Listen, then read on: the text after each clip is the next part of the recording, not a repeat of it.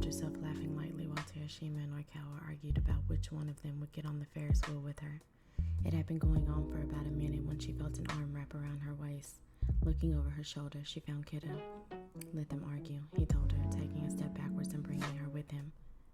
He released her waist, taking her hand instead and leading her towards the fairly short line to get on the Ferris wheel. She hadn't been surprised when they'd arrived that it wasn't overly crowded. It was the middle of the week. They were getting into their car on the ride when Oikawa and Terashima noticed she was no longer beside the two of them. Kiddo, you asshole, Terashima shouted when he caught sight of the two of them as their car began to ascend. Your name found herself laughing.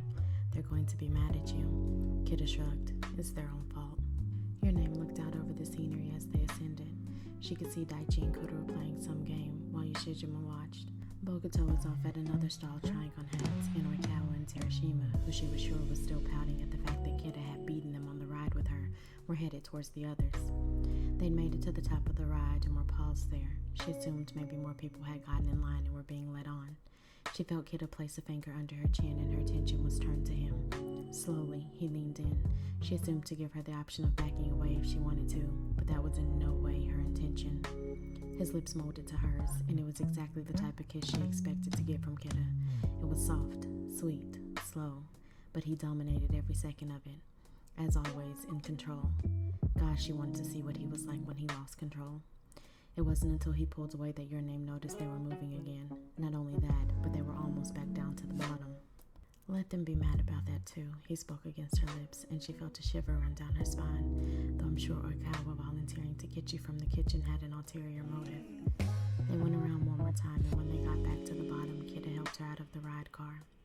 They walked hand in hand over to where Terashima, Oikawa, and Bokuto were sitting. Bokuto reached out, grabbing Your Name by the waist and pulling her into his lap. She blushed slightly, but she wasn't sure exactly why, considering Kiddo and Oikawa had both kissed her. Did you have fun on the ride with Kiddo? Bokuto questioned, running his hands up and down her sides. I did, she responded, shifting slightly as one of his hands dropped to her thigh. Kuro slid into the seat beside them, placing a stuffed cat on the table in front of her. Your Name smiled at it, loving the cute little plushie. She turned her smile to Kuro. It's adorable, thank you. Kuro gripped her chin, leaning in to peck her lips. You're welcome. Mildly, she wondered if she should have told him she and Kiddo had just kissed, if that was something any of them cared about. Her thought was cut short as a finger under her chin had her attention pulled away from him to Daichi. I suppose I should get the same payment then, he told her, holding up a cute baby crow. Before she could respond, he kissed her gently as well, and that answered her question. They didn't seem to care, though the fact that they all were willing to give this a try should have told her as much. Do you want to go get some food with me, honeydew? Yoshijima questioned, walking up behind where Oikawa was sitting. Your Name nodded, sliding out of Bokuto's lap and taking Yoshijima's hand as he came around the table. The two of them headed towards the bank of food stalls. What should we get? Your Name questioned, looking up at him. Whatever you want, Yoshijima responded, looking down at her, his hand coming up to rub a knuckle up and down her cheek. Your Name wasn't exactly hungry for food, but she had wanted to spend a bit of time with him alone, so she decided to pull him over to a stall selling cotton candy.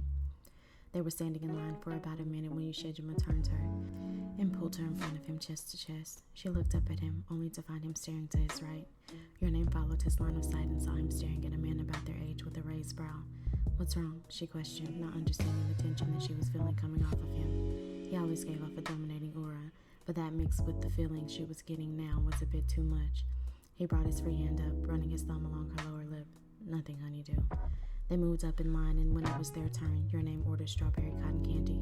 Yoshijima, however, had decided to bypass the sweet treat and got a soft drink instead. Pulling a piece off, she popped it into her mouth, turning her attention to Yoshijima. Are you sure you don't want any? She questioned, holding the treat up. I do, he stated, grabbing her wrist gently and moving the treat aside. He then gripped her chin, leaning down, his tongue running along her bottom lip before slowly slipping it into her mouth. Your Name kissed him back, shocked at first, but quickly enjoying it. When he pulled away, she was sure that her pupils had dilated as her heart beat fast and she clenched her thighs. It had been too long since she'd last been intimate with someone, and if this was how he was making her feel from just a kiss, she was anxious to see exactly how overwhelmed they would all have her. Delicious, he spoke. So, do you want some more? She questioned again, holding up the cotton candy. Oh yeah, I guess that tasted pretty good too, he told her with a smirk, and Your Name wondered where this Yoshijima had been hiding. When they finished their treat and drink, the two of them made their way back over to the others. Oikawa stood when they made it to the table and took her hand. "My turn," he spoke, leading her towards the back of the carnival.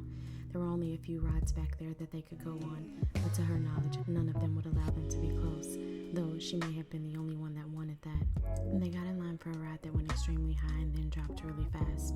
Her stomach dropped a bit. She wasn't afraid of heights, but she didn't particularly like the feeling she got when she was on any ride that went upside down or dropped. He pulled her back into his chest, and Your Name felt his lips at her ear.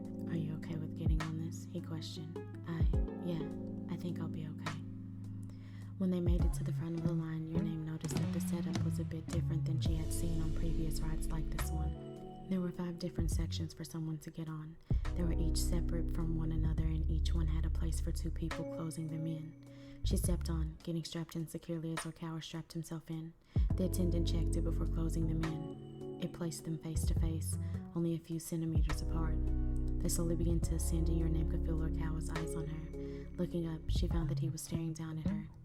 "Have you had fun so far?" he questioned. "I have," she responded. They'd been at the carnival for about 2 hours, and she'd done something with all of them at least twice.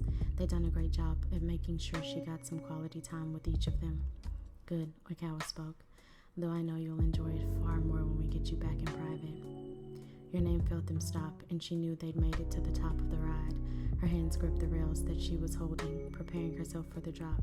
"Relax," Oikawa spoke, and she felt his lips against hers. This kiss was different from the one they'd had in her kitchen. It was firm, as he moved his lips against hers. Your Name squealed as the ride dropped, but Oikawa simply continued to kiss her. As the drop slowed, he slipped his tongue into her mouth. It wasn't until they came to an entire stop that he pulled away.